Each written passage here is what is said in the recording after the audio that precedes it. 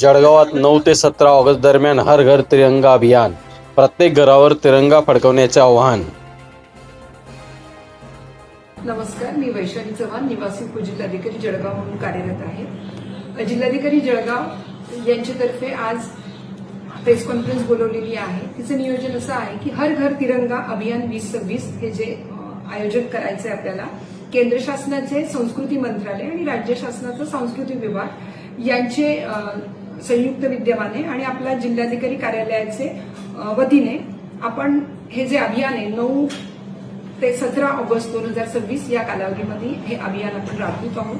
या अभियानाच्यासाठी म्हणून आज आपण सर्व जिल्ह्यातील अधिकाऱ्यांची आणि वेगवेगळ्या संघटनांची बैठक आयोजित केली होती. या आयोजनासाठी नियोजन करण्यासाठी सर्वप्रथम आपल्याला हे लक्षात घेतलं पाहिजे की वंदे मातरम हे जे गीत आहे या गीताला 150 वर्ष झालेली आहेत.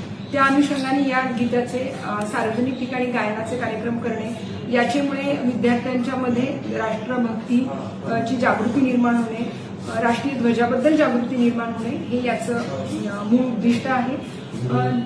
हर घर तिरंगाच्या अनुषंगाने वेगवेगळ्या कार्यक्रम जे बिल्डिंग्ज आहेत, जसं की जिल्हाधिकारी कार्यालय आहे, एसपी ऑफिस आहे, अशा शासकीय इमारतींवर तिरंगी जी लाइटिंग आहे ती लाइटिंग करणं असेल, सेल्फी विथ तिरंगा असेल, त्यानंतर तिरंगा रॅलीज आहेत, म्हणजे बाईक रॅलीज असतील किंवा सायकल रॅलीज आहेत, याचं आपण नियोजन करीत आहोत.